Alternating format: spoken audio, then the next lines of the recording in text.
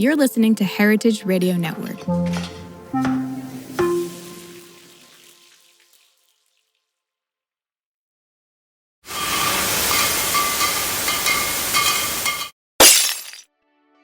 Changed. What we're seeing now is almost a bifurcation of the market. We're seeing bottles from about $100 to $400 do very well. And we think that's to some degree the millennials that are now buying in, and that's a comfortable price point for them. But then we're also seeing the bottles over $1,000. The demand for those is going way up. And we think those may be. Welcome back to Business of Drinks, where we go behind the scenes with the people building the most compelling beverage businesses today. I'm Erica Ducey, and today we're talking with David Parker, founder and CEO of Benchmark Wine Group, a company that has managed to grow year over year, even as much of the wine retail industry is flat or declining. Now, Benchmark is much more than just a high-end wine retailer. David has built a multi-pronged wine and spirits ecosystem that includes the online wine retailer benchmarkwine.com, Brentwood Auctions, a DC-based store called Benchmark Wine and Spirits, and a tech and data arm called First Growth Technologies, which powers both Wine Market Journal and Spirits Market Journal. And together, these pieces are much more than the sum of their parts. So, informed by real-time market data, their online auction pricing dynamically adjusts based on supply and demand, as just one example. And, their tech integrates benchmark inventory onto other retailers and distributors' websites via API. And I think this tech-forward approach is one way that Benchmark has been able to record consistent gains. So last year, Benchmark posted double-digit revenue growth in 2024 to $45 million revenue, up from $40 million in 2023. And they're tracking to break that record in 2025. So, I think of Benchmark as something of a unicorn in this way. It's one of the rare wine businesses that operate like a tech company. They've got this portfolio that extends beyond product and tech to address other pain points for consumers and supplier. These services include storage, logistics, and high-touch sales consulting, along with its inventory, which includes some of the rarest bottles that you're going to find in the US market. So in this episode, David will share how he has created this strategically aligned and diversified business, plus what it takes to build trust with collectors and why targeting the rare wine and spirits buyer is helping Benchmark outperform the broader industry trends. So let's get into it. Here's our conversation with David Parker on building a smarter, faster, and more resilient wine business for the modern era. Newsflash. Two of the hottest packaging designers for the spirits industry, Marti Garces and Natalia Barankova, have recently launched Studio Garces, specializing in design for beverages. Now, they've worked at some of the top design agencies in Europe and have won the Next Gen Pent Awards. Studio Garces is on a mission to democratize bottle design. They believe that every spirits brand deserves custom bottles and unique branding, and they're committed to bringing these services to up-and-coming brands. So if you want to be part of the next wave of builders who realize that brand is what sells, reach out at hola@martigarces.es and check out their portfolio at martigarces.es. That's martigarces.es. And be sure to mention Business of Drinks for a free 30-minute consultation. This episode is brought to you by eBev 2025, the premier forum for beverage marketing leaders, happening May 28th through 30th at the Conrad in Indianapolis. Join the biggest names in alcohol, non-alc, and emerging beverage brands for high-impact conversations, cutting-edge insights, and unbeatable networking. If you're serious about growing your brand, this is the room to be in. Visit bevmarketing.org for more info. Dave, thanks so much for coming on the Business of Drinks. Glad to be here, Erica. Let's dive in talking about your background and how you came to run a collection of wine and spirits focused companies. Yeah, I was originally a Silicon Valley guy, working in high tech. And being not too far from Napa and Sonoma, would travel up there and got hooked on wine. And one thing led to another, bought a vineyard, was selling to Mondavi and Benziger, and started to build up a wine collection of my own. And when it kind of came time to move on to the next stage of my life, I said, this is what I want to do. And I noticed that there was very little technology that had been brought to the business of wine. And that was my background. And we saw lots of opportunities to utilize that. And that's sort of how I got in. And then one thing led to another. And we've continued to build complementary businesses on top of the first one that I founded. Yeah. So tell me about those businesses. There's a group of 5 businesses. And, I know that you mentioned they're complementary. Like, what's sort of the strategic rationale behind this portfolio structure that you've built? Yeah, well, it gets back to data and technology to some degree.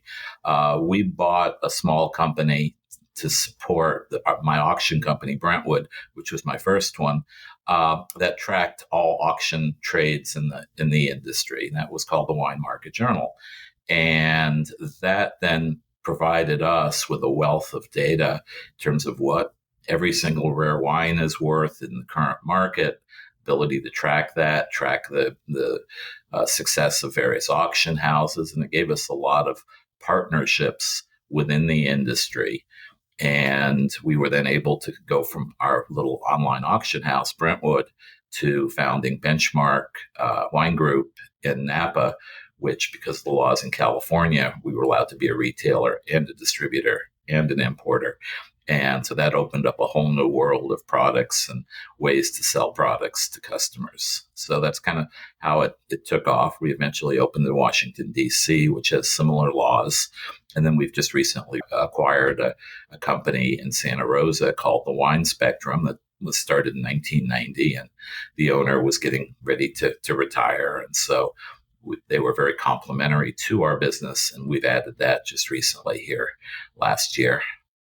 So at Benchmark Wine Group, I think listeners will be excited to hear that the company saw record-breaking revenue growth over the past year, while much of the industry and a lot of retailers saw declines. Now, what were the key drivers of that growth? Yeah, well, we play primarily in what we call the rare wine segment, which is a little different than the fine wine segment. For us, a rare wine is one that's very hard to find. So those are mostly wines where you either have to be on a mailing list or they're back vintage wines. And so it's a segment that's a little more at the high end of the market than a lot of people. A lot of people just buy the current releases from the distributors, and then they're competing with each other on not much more than price. Whereas we present to people things they just can't find anywhere else. And so that market has always remained strong. The very top end of the wine market, and up markets and down markets, tends to be successful. And so that was a piece of it. We've been growing because our operation in Washington, D.C. is relatively new, it's just a few years old, and they can deal in rare spirits, which our California company doesn't. That represented major growth for us. That operation's grown about 300% year over year.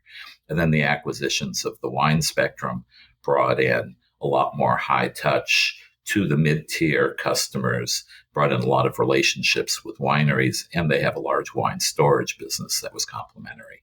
So I think it was our movement into a new market, both from a product standpoint and geographically, as well as our willingness to continue to be aggressive and acquiring companies when they come to talk to us, and making sure we service our customers perfectly. They're all high touch service companies, and they're all data driven. So we know the right amount to pay when we're buying. We know the right price to charge. Yeah, and that's all driven by the data and analytics part of the business, First Growth Technologies. So you have the data and analysis side of the business, and then you have high touch businesses, which really require. I mean, these are dealing in fine and rare wines and spirits. When you say high touch, tell me what you're talking about. Sure. So the wine spectrum, where I use that word, they've got a large sales team, about 10 people. It's large for us. And each of them, interfaces with a large number of clients that are really their personal clients. So they get to know exactly what each of their clients likes, and they can continually refer new products that they think would be suitable for their customers to them. So they're spending most of their time in communication with their customers, and the customers are primarily buying based on those recommendations. Whereas Benchmark, our customers are certainly looking at our lists of new products. They tend to know what they want. They tend to be a step further down the collecting road, and they'll tend to either order online or email us. But that's a lot more of a business of putting lots of hard to find things out there, and the customer saying, these are the things I would like. But even those customers get very high touch service, especially in terms of shipping to their demands, and very close attention to weather, because we don't want to damage the product. And product arrives on the day, on the time the customer expects. And that's what the high-end collector absolutely expects and demands. Yeah, absolutely. And, to give our listeners a sense, how big is Benchmark Wine Group today in terms of revenue? And I know it's growing. Can you help characterize that growth trajectory? Yeah, the companies together are doing about 12 million a quarter in sales. So we're right up what we expect to be doing, about 50 million here in 2025. And that's up from about 45 million in 2024 and about 40 million in 2023. So steady growth.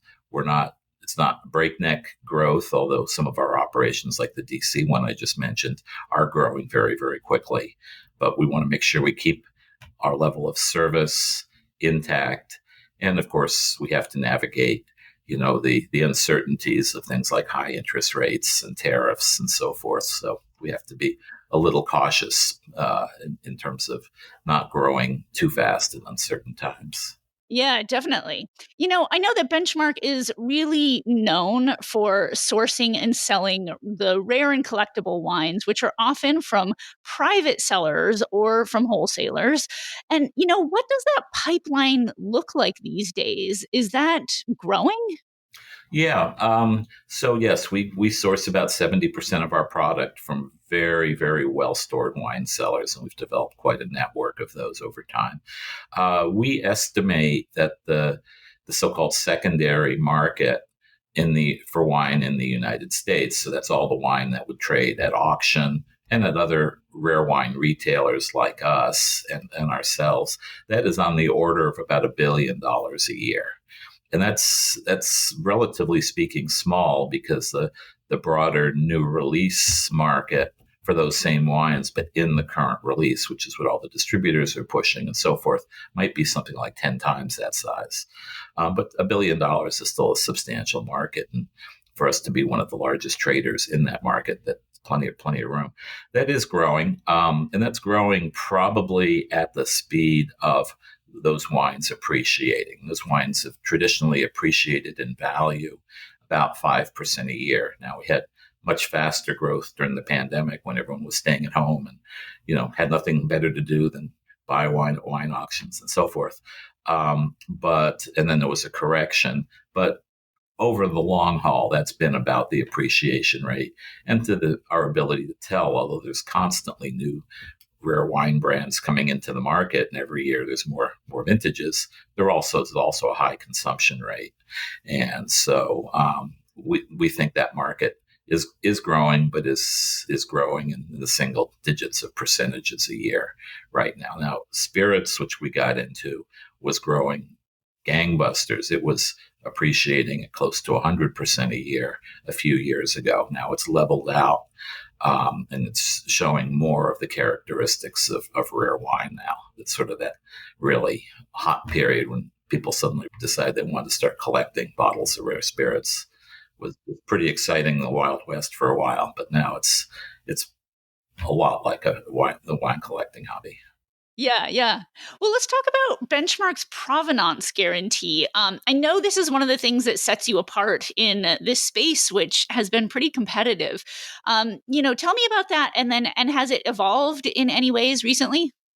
Yeah, it has. We originally, provenance, of course, that word means the history of a particular thing, in this case, the history of a bottle of wine. So when we originally used that term, it meant we knew what the history was, probably since it left the winery. We knew what the storage history was. When we pick up a collection, we tend to look at purchase records the owner may have, and we know the collectors themselves to know whether they bought them directly from the winery. Did they buy them from a retailer on release? How did they get them? And we know that about every single bottle we sell. And that was what our provenance guarantee is. We know where this bottle's been. We know it's been well taken care of. It's not been left in someone's trunk, and it's authentic, and so forth. But that's evolved over time to really, a lot of people interpret that as a quality guarantee. And so we'll use that word, provenance guarantee. But if somebody has a problem with a bottle, which is very, very rare, but cork taint is probably the most common problem, because you can't inspect for it. It's a random event. You could have a case of wine that's all lived together. One bottle has cork taint, the other 11 don't. But we'll cover that, or any other problem a customer has. If they send the bottle back so we can test it, we'll give them the sales credit back. So it's now been taken to be a guarantee of quality, and that's something that very few people are ever even willing to offer, much less say out loud that they're doing. But our sources are so good that I think the number of bottles we get back every quarter, I can probably count on the fingers of one hand. So it's, although it's there and people really appreciate it, I've had more people say, I don't know what you guys do, but every single bottle I've ever had from you has been perfect. So that's very gratifying to hear. Right. And I have talked to appraisers before who have told me, if we're going to sell this, collection to Benchmark, it has to be a Benchmark quality, meaning it has to be like top of the tier. So I know that is Benchmark is known for this. I am curious, like from a brass tacks perspective, what are the specific ways that you're reaching customers and engaging with them? Like, I know that there's some telemarketing, there's emails. Like, what are the most effective ways to reach your customer base and to activate them to purchase? Yeah. So we do send a lot of emails because we're getting in so many new wine collections every day, even. And that's the easiest way. We've been told, our customers have told us, that they can scan a cellar, and we format it for it to be very easy to read, but they can scan quickly and say, hey, this has got things I want, or it doesn't. So that's our primary way of interfacing with the Benchmark customers. Wine Spectrum is much more the individual one-on-one emails and phone calls. But Benchmark has a full sales team.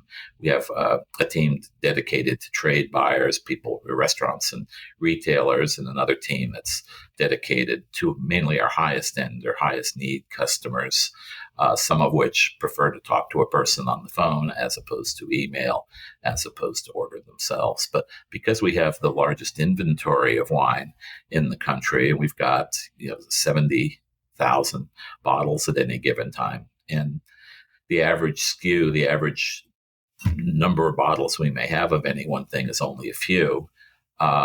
We have tens of thousands of different wines. And the easiest way for someone to find what they're looking for is a really good search engine. So our website has been very well designed over the years, full custom design that runs our business from front to back. But make it very easy for customers to find what they're looking for. So we have a lot that come in that way. And then there's search engines for the wine world, called the Wine Searcher is one of them. And Google is doing a much better job now. So we have a lot of search engine optimization work that goes on and then that brings both of those, bring in new people.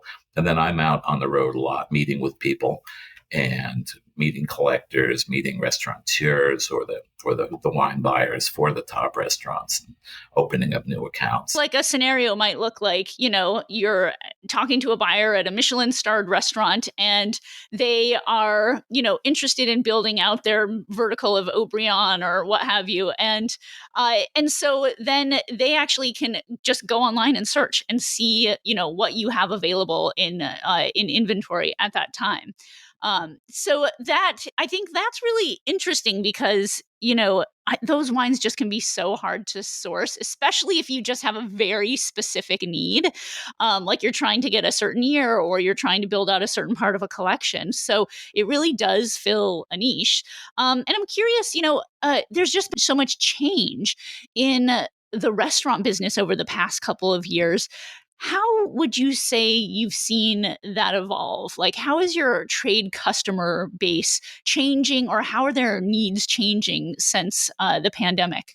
Yeah, well, of course, that we saw restaurant sales fall to almost nothing. And it's about 20% of our business typically, and it went down to nothing during the pandemic. But our sales to consumers went up more than that to compensate because they're home buying. But what we've seen post-pandemic are a lot more large restaurant groups. So instead of having so many of the restaurants just being single location, single owner, we're seeing people owning dozens of restaurants and, some cases hundreds.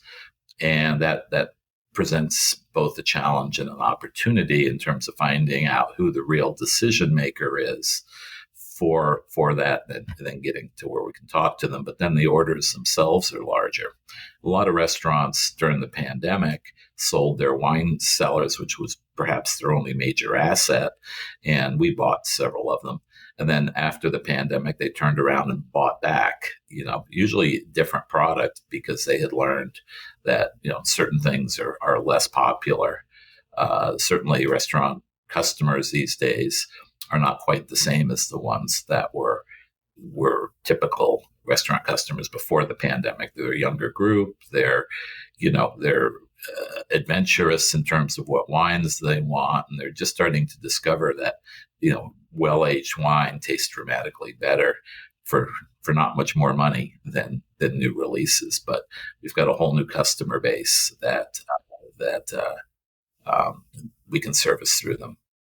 And, when we talked a couple of years ago for an article that I wrote for Forbes, you were moving around 300,000 bottles a year across benchmarkwine.com. And those bottles were averaging around $250 to $300 a piece. Has that average gone up or down since in the past 3 years or so? Yeah, it's changed. What we're seeing now is almost a bifurcation of the market. We're seeing bottles from about $100 to $400 do very well. And we think that's to some degree the millennials that are now buying in, and that's a comfortable price point for them. But then we're also seeing the bottles over $1,000. The demand for those is going way up. And we think those may be, very high net worth people, wine investors, or those people that are just, I've only got so many years left in life. I want to drink the very best. Or in groups that do that. And so, whereas before it may have been sort of a bell curve in that $250 to $500 range, and then the higher price wines and the lower price wines was less. Now it's almost like a saddle where you've got those two real areas of strength, and there's less demand for wines in the 500 to 1,000, and the wines that are under about $100. And that last group, that's understandable because we have to ship it across the country, and a low price bottle of wine costs the same amount to ship as a high price one. So totally. as a percent of value, it's more expensive to get it. Yeah, definitely. And you mentioned the millennial collector and the emergence of that group. What do you know about your online customers from a demographic or psychographic perspective? Yeah. So we just did a study a few weeks ago, and I was delighted to see that the millennials, because we collect the birth dates of everybody as part of verifying their drinking age, we could segment our customers, but 30% of our dollars are being spent by people in the millennial age bracket. Only about 2% are Gen Zers, the youngest group, but half of them aren't even legal to drink yet.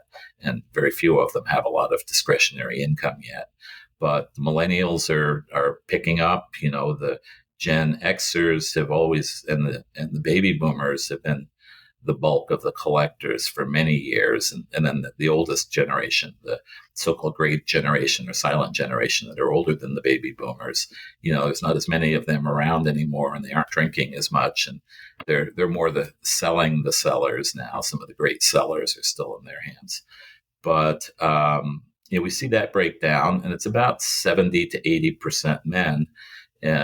But a lot more women are collecting wine on their own behalf. A lot of them do it, of course, as part of something they enjoy doing with their partner. But a lot of them, we're running into more and more women that they themselves are our primary wine collector. But that's still a minority. From a geographic standpoint, the two big areas are California and the area around New York City, although the Northeast in general up into New England, as well as Florida and Texas, are growing quite a bit. Chicago's always been a major area. And we, because of our longstanding presence on the West Coast, have a large customer base in Oregon, Washington, Nevada, Arizona, Colorado, even the Western states. But it's a nationwide hobby, clearly, and then we have a large customer base in Latin America, and even some wine gets bought a lot in Asia too.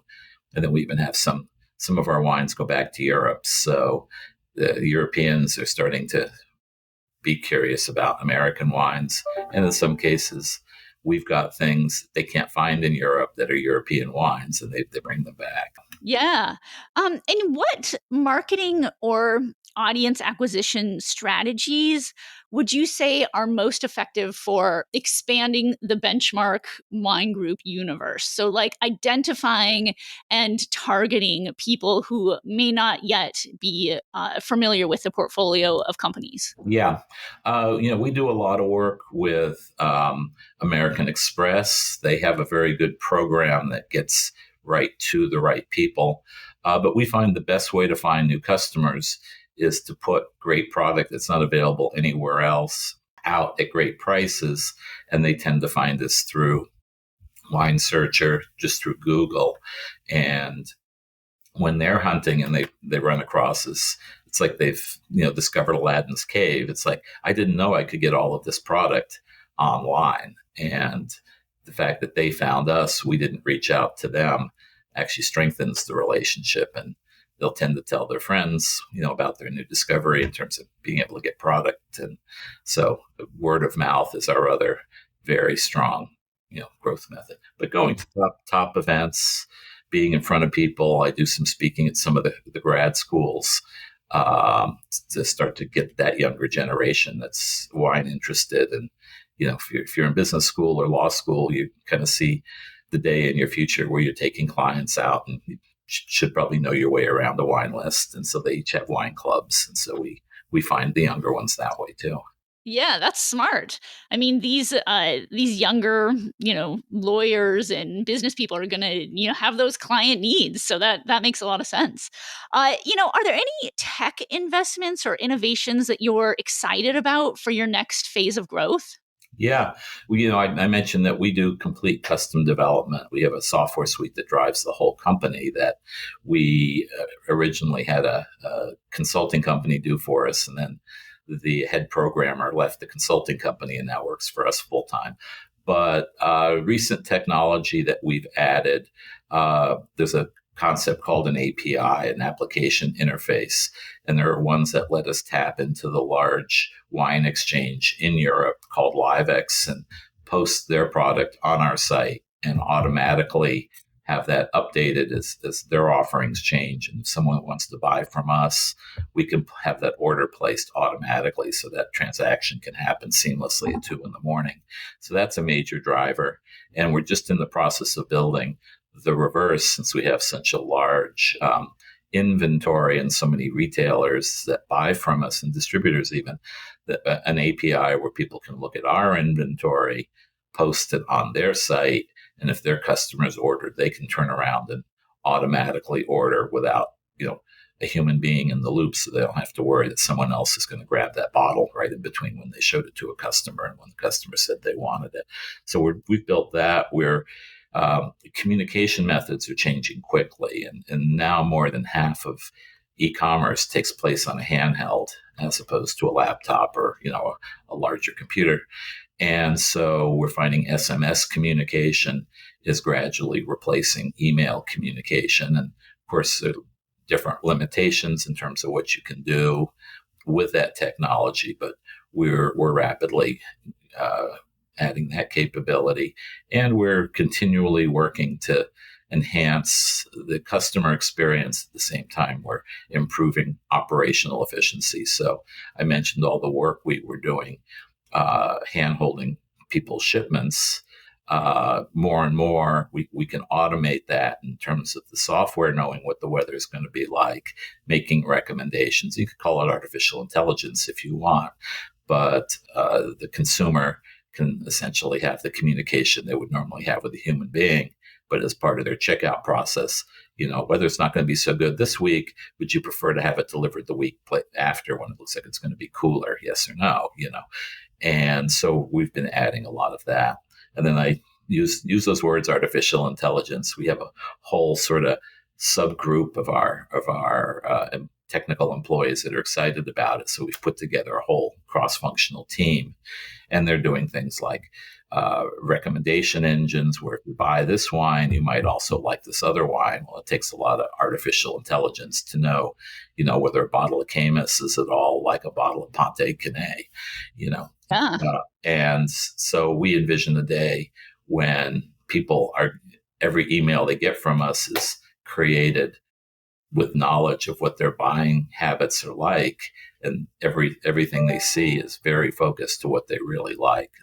The more you see an email like that, the less you think of it as a nuisance, and the more you think of it as something you really want to jump into. Yeah, absolutely. I think that sort of, very tailored, like we saw you bought X, you might like Y, is really starting to become, more and more expected, but such a competitive advantage. I'm curious about from a perspective of optimizing your businesses, because clearly they're growing, what types of operational sort of moves have you made to help streamline the business or help to improve profitability? Have there been any kind of operational strategies that you can recommend to other retailers? Yeah, it continually is the short answer to that. You have to, because things like interest rates have gone up, you have to compensate. We just last year moved all of our wine from a very old warehouse to a brand new state-of-the-art warehouse. And it gave us the opportunity to both organize our wine in the most efficient possible way for incoming and outgoing. But it also allowed us to cut our lease payments and our utility payments by about half, and including our carbon footprint dropped by half because we're using half as much energy to cool that warehouse. But at the same time, it speeded up our ability to move things in and out, so we could redeploy some of our warehouse staff to doing other things because it was so much more efficient. Likewise, we've been able to cut down, and we did the same thing with our office space. We were able to, we have a flexible work schedule, so some people on any given day may be working from home. We didn't need as much office space as we had, and so we were able to reduce those costs also. But we were able to bring our interest rates down by doing more of this brokered wine from Europe that I mentioned. So we could offer a lot more product, but carry a much smaller inventory, so much, lower costs of interest, capital to maintain that inventory. And we had renegotiating with our bank. There was certain insurance they had previously required that we hold, like earthquake insurance, where once we showed them, we had an earthquake engineer in to design all our racking, and we'd had one of the biggest earthquakes in Napa history. It was right under our warehouse, and we didn't lose a single bottle. And so our system had been well tested. They said, okay, you don't need that insurance anymore. And that was a huge cost savings. We're continually looking at how do we become as efficient as we can with all this growth with the number of people that we have, because we want to take good care of them. But we're very cautious about hiring as fast as our sales are expanding. We don't feel we need to. And now that we've acquired a complementary company, we can get some efficiencies with those teams working together. And in fact, all 5 companies to some degree share staff and resources. And there's really only one marketing team, for instance, for everybody. And that knowledge is shared throughout the company. So I think you constantly, I think, have to look at how do you do more with less? How do you provide better service, support an expanding business, but always with less and less use of resources. And I think that's continual, and that's any company has to do that, in my opinion. From a business perspective, what keeps you up at night? Unpredictable government decisions, shall we say? Fair. If I knew what the playing rules were, I could sleep at night. I could figure out how to optimize what we're doing for those rules. But right this very moment, it feels like every day it's like, changing the rules on us. So that's what keeps me up at night. Yeah. Well, as president of the National Association of Wine Retailers, you've had a front seat to tariff discussions. And, I'm curious to know and it could change by the time we talk again, but in general, or by the time this goes live, what's your take on the current tariff situation? Yeah, we work very closely with the USWTA. That's the U.S. Wine Trade Association. In fact, one of our board members heads that effort up. So we're working very, very closely with them to stay on top of the situation. And in fact, they just got an email 4:30 yesterday afternoon that helped us update our strategy even more. We're watching it very closely. I think the threat of 200% tariffs on wine isn't going to happen. Europe backed off on the 50% tariff on whiskey, which was U.S. bourbon going to Europe, which was the trigger for that. And of course, right now we're in an environment of just 10%. And it's a flat 10% for all products, with the exception of a few that are higher, and all countries with the exception of China, which is much higher. So that affects all of our wines, got a 10% tariff on it. That's manageable. If you looked at the old charts, the EU products were going to be tariffed at 20%, but that's subject to negotiation. And now we've got a 90-day window, and apparently the EU is front of the line for negotiating. So my crystal ball says that we should expect between 10 and 20% tariff, hopefully toward the lower end of that, for probably the length of this administration. Now, it could go lower if the EU says, hey, we're getting rid of existing tariffs on a lot of American products. It's possible it's going to be lower, but I wouldn't bet money on that. Yeah. And what's the best way for people in the drinks industry to stay on top of the shifting tides, as it were? And how also should people speak up about the impact of tariffs on their businesses? Have you found any useful avenues for that? Yeah, the USWTA that I just mentioned was the association that was put together. In fact, I helped get that going back during the first Trump administration, when we had tariffs there for a couple of years.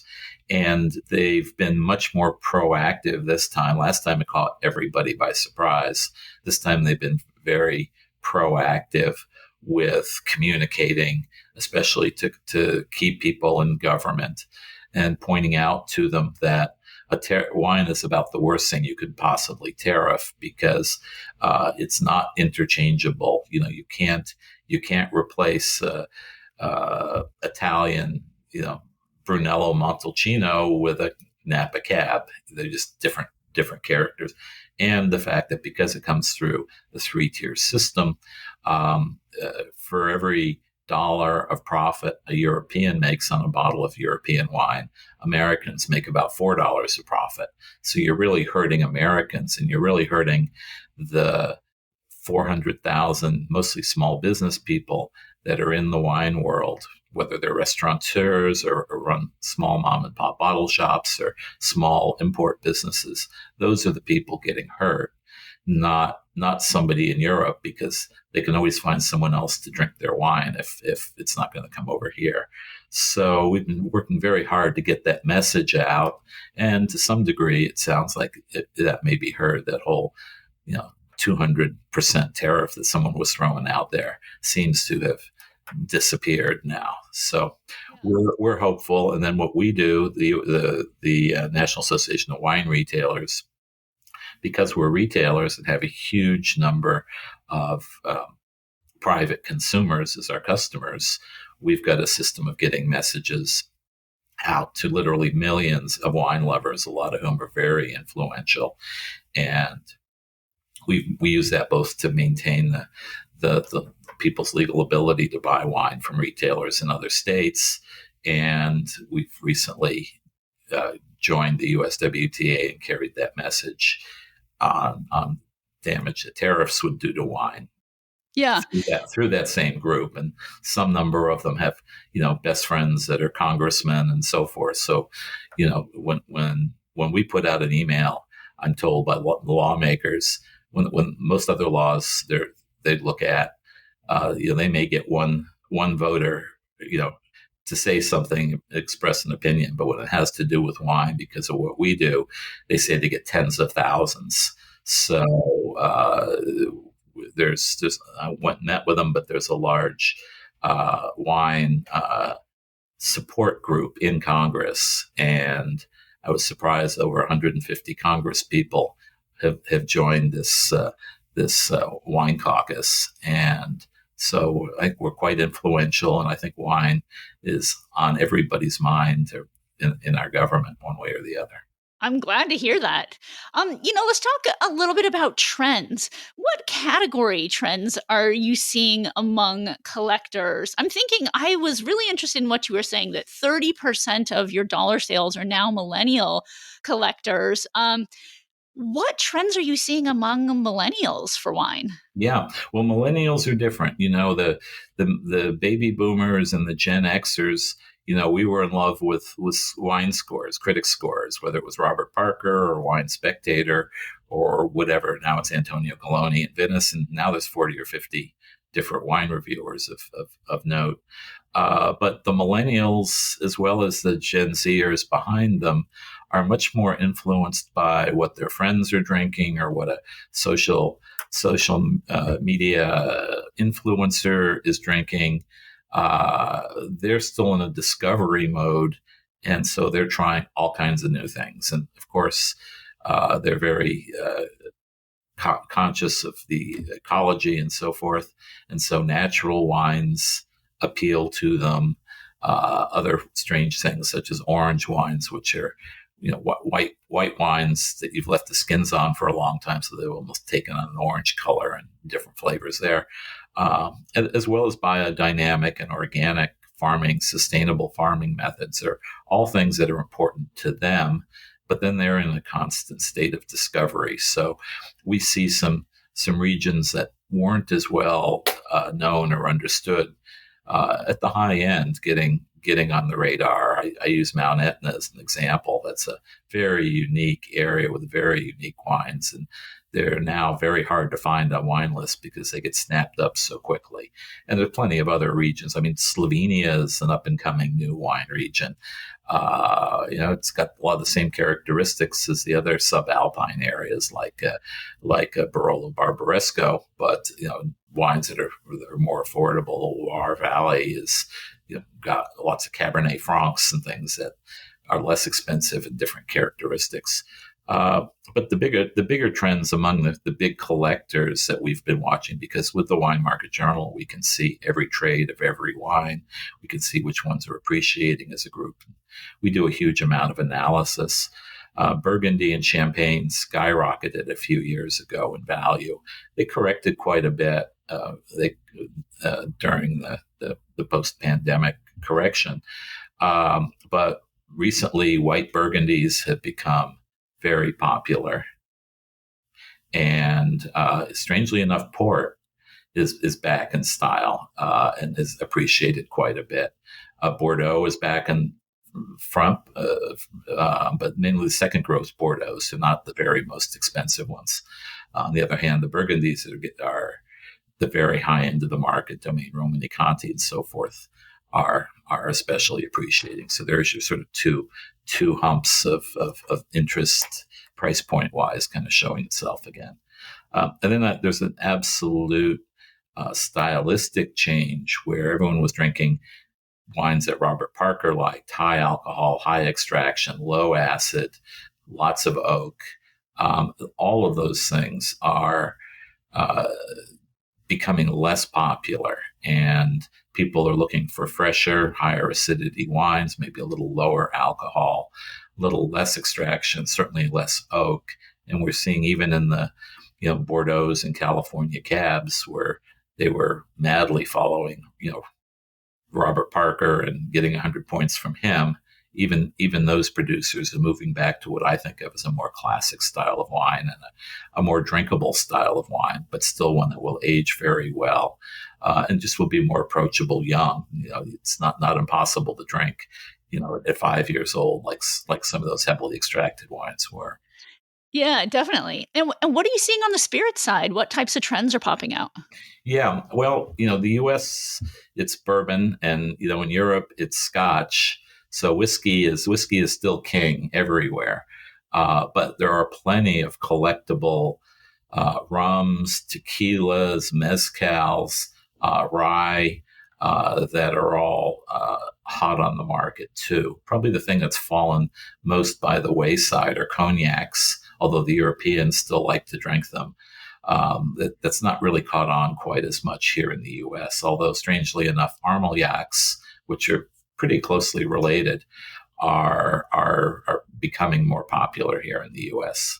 So the trends change there just as they do in the wine world. It's fun to watch. Yeah, Armagnacs are definitely my jam. I love those. So, what do you think is the next frontier for rare and fine wine and spirit sales in the U.S.? What's coming down the pipeline? Well, I think we're certainly seeing the big get bigger, and the small companies that never, reach critical mass in terms of being able to get some economies of scale, couldn't afford the marketing and the technology investments, and the ones that just relied on local foot traffic are kind of going by the wayside. And in a way, I hate to see that because that was the way a lot of people discovered wine, was going into their mom and pop shop, and they knew you and you could talk. Sometimes they had tastings and so forth. But I see our method is sort of the one that's doing well, which is get to the size where you can start to provide the service and you have the information database and can keep it up to know what the market's like across the whole market on a day to day, see the trends, and make sure that you can provide the very, very best service along with your up to date information. I think that's a must now. I think every company, whether you're in wine or somewhere else, you have to be a service company with perfect customer service, and you have to have perfect information, and you need to utilize that properly. And that's a big investment. It's not just the art. I love wine, so I'm going to open a little wine shop, or a wine bar or something. That's just not enough anymore. Right. Yeah, I mean, I think it's just data-based decision making, data-driven decision making. Like, if you aren't, coming at it with a strategic plan as margins and competition are just, facing a more competitive environment than ever, How are you going to survive? All right, so a last question here. So a drinks entrepreneur asks you for a book, movie, online class, could be industry group, a person to follow. What or who would you recommend to provide the greatest insight? Yeah, that's a hard question, and there is no simple answer. We hire a lot of people that, although they have interest in wine, don't have a lot of background, and we'll put them through the first level of the W set, which is a great way to get background information. But that's not enough. You've got to be out there talking to people, going to wine events, and seeing the passion of our product. Um, and so you've got to be going to wine shows. You maybe do a trade trip to Europe and get to know a particular area, or if on your own travel around to the various wine regions. And I think that's just as much. That's just as important. In terms of books, the Wine Bible is a classic, but even Wine for Idiots is a great introduction, and you can get something out of it at whatever level you're at. In terms of movies, I think if you watched 3 movies, you didn't know much about wine before, you would come out knowing all the way up to the world that we live in. And those movies would, of course, start with Sideways, then move on and watch the movie Somm, SOMM, about the people working their way up to master sommelier level. And then go and watch Sour Grapes, and that was about the inner world of real high end wine collectors, and how Rudy Kurniawan got in there and fooled the best of them, including some of the top critics, and that whole saga. And I think if you watched those 3, you would. First one would pick up a love of wine. The second one would pick up an appreciation for how hard it is. And the third one would get you really deep into rare wine. And then Psalm 2 is also a great movie, because it's entirely different from the first one, and highlights 10 wine regions of the world, and as discussed by those top sommeliers. And so that's a great educational one too. But there's an infinite number of books. It's a lifetime of learning. And I say I left high tech because million gate integrated circuits and million line pieces of software were way too simple. And that's why I moved to wine, because I want something more complex. So I love that. yeah. So there's no one answer. It's the lifetime of learning and stumbling from one direction to the other, and learning something new each time you do. All right. Well, Dave, it's always such a pleasure to talk with you. Thank you so much for sharing your insights and coming on the Business of Drinks. Well, thank you very much for having me, Erica, and I look forward to seeing you sometime soon. And now, a word from our sponsor. Is your drinks brand looking to start or expand import and distribution? Whether you're seeking to enter new markets or you're unhappy with a current distributor and desiring a better fit, you should know about Swig Partners. Founded by industry experts Eric Siegelbaum and Amy Troutmiller, Swig takes the guesswork and the legwork out of distribution strategy. Swig helps brands and distributors find the right fit for long-term relationships and sales success. US-based importers and distributors should reach out too. With Swig, they can explore new products for free. And brands, you can get $100 off by mentioning Business of Drinks. Find out more at swigpartners.com/business of drinks. That's swigpartners.com/business of drinks. Welcome back to the last call segment of our episode. This is Caroline Lamb, and today I am joined by Alexis Beechin. She is the founder and CEO of an emerging brand of agave wine called Ola Sol. This caught our attention at Business of Drinks for 2 reasons. It captures a really big gap in the market right now that we've identified, as well as the company's use of artificial intelligence, which is pretty rare in the beverage industry still. So Alexis, welcome. Thank you so much for having me. Nice to meet you. Awesome. So we are going to do a few questions with you, but before we do that, I wanted you to give us the 1 to 2 minute breakdown of your brand and the key attributes. Ola Sol is a single estate agave wine from Jalisco, Mexico, made with 100% Blue Weber agave. So just like the best tequilas in the world. The cooking and fermentation process is actually the same as tequila, but instead of distilling, we filter and fortify it. And so it is technically a wine, but it tastes like a light spirit. And agave wine has a lot of benefits that are a great fit for the current drinking environment. Our agave wine is about 50% lower ABV than tequila. We come in at 24% ABV, and we're actually half the calories compared to tequila. So if you think about what people are looking for now, they're looking for those lighter, more sessionable drinks, looking at the RTD craze, whatnot. So our agave wine is a nice, like smooth taste, none of that tequila burn that some people fear about tequila.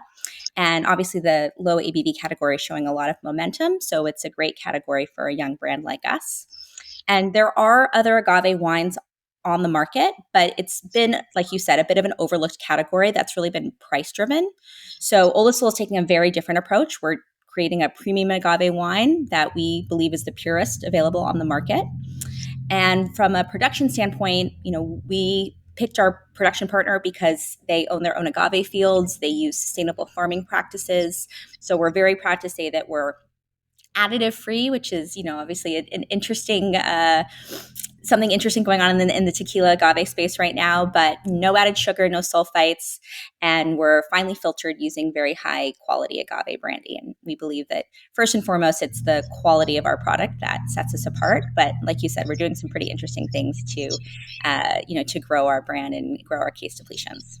Absolutely. So to my understanding, you're really flipping traditional sales kind of over. You're using AI to warm up your leads before you deploy a salesperson. And this is obviously a little bit more of a Silicon Valley style way of doing sales in the beverage industry that is not only antiquated, but we put so much emphasis on liquid to lips. How many times have I heard that in a sales meeting? So why did you think that was going to work for you?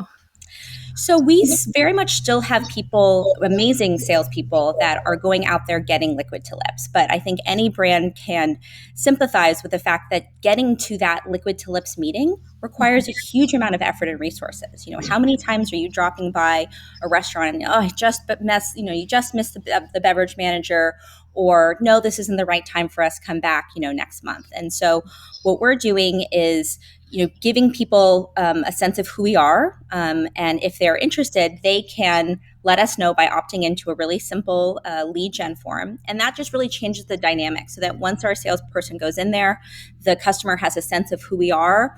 They've thought about how our product will work in whatever their establishment or format is. And it just really makes that liquid to lips meeting a lot more collaborative rather than just dropping by and, trying to sell something, on a cold first sale.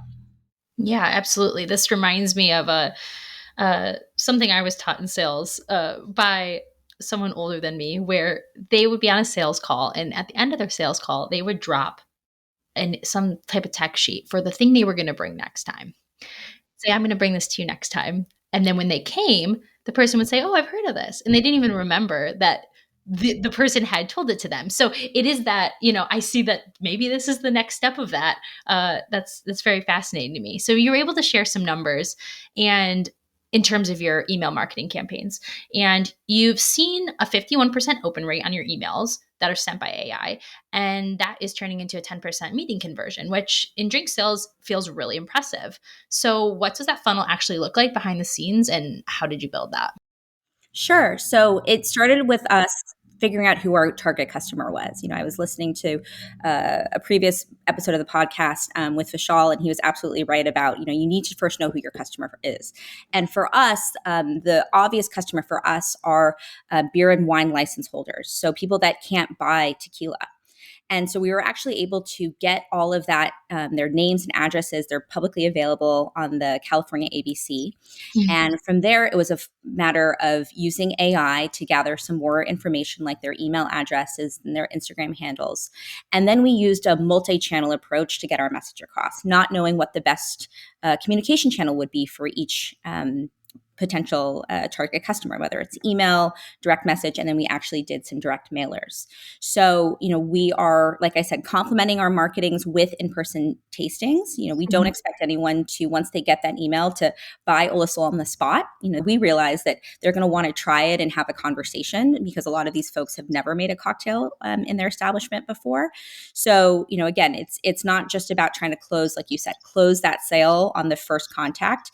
It's about, setting up that funnel so that even if they say, they don't respond, they just open the email, we know who those people are. And maybe we send them another email in a few months when the weather gets warmer, or, things have changed, or they're seeing their competition down the street starting to sell cocktails. So, it's really about, getting more information and getting more people, like you said, aware of it in the beginning, so that those final sales calls become easier and more frequent. Yeah. And what an opportunity for some of these smaller, maybe family-run businesses to have a really cool cocktail program to compete with those people who have a Class C license.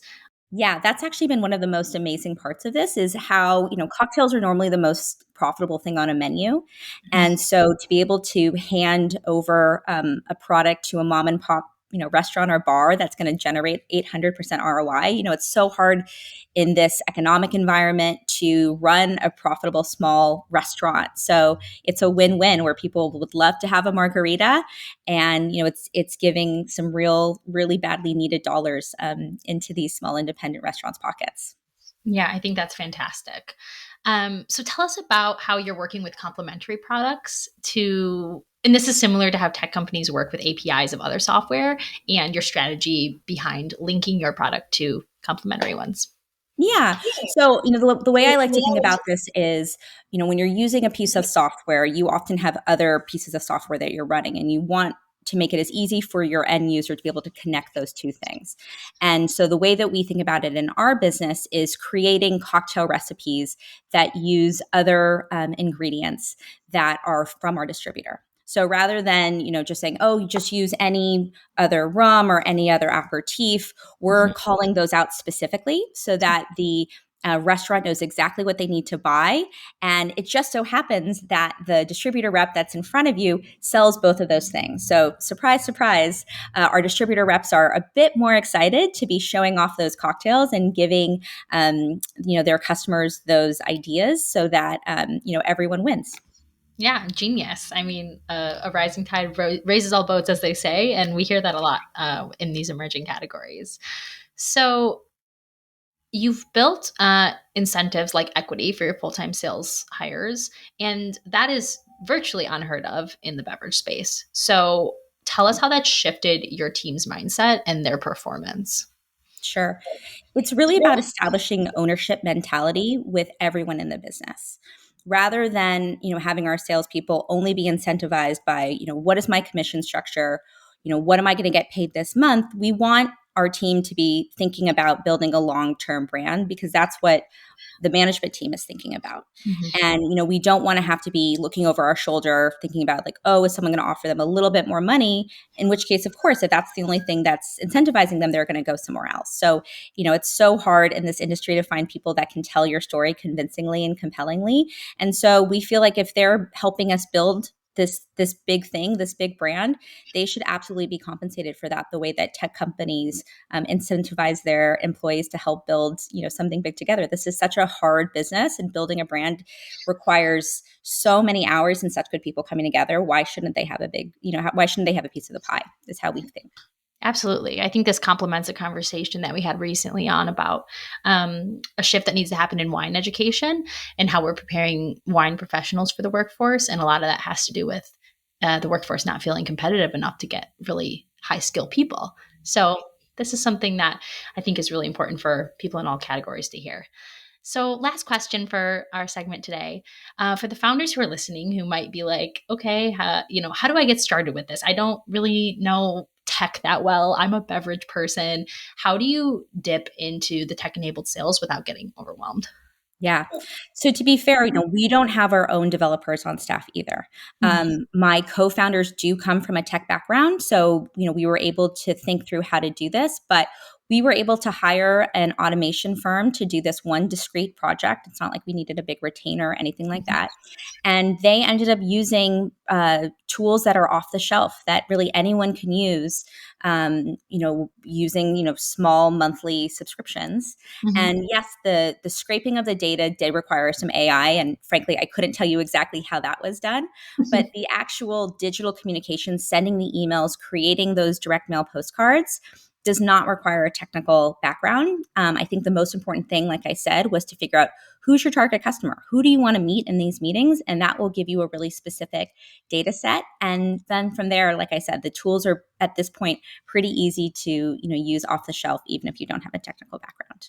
Yeah, absolutely. Well, that is all we have time for. Thank you so much for coming on, Alexis. Thank you. Please follow us on Apple, Spotify, or wherever you're listening. Tap the notification button so you stay in the loop, and help us spread the word by sharing on social and using the star rating. It really helps us find some new listeners. If there's anything you'd like us to cover on the podcast, please reach out. We are on Instagram, LinkedIn. You can message us or at our email at podcast@businessofdrinks.com. We will talk to you next time.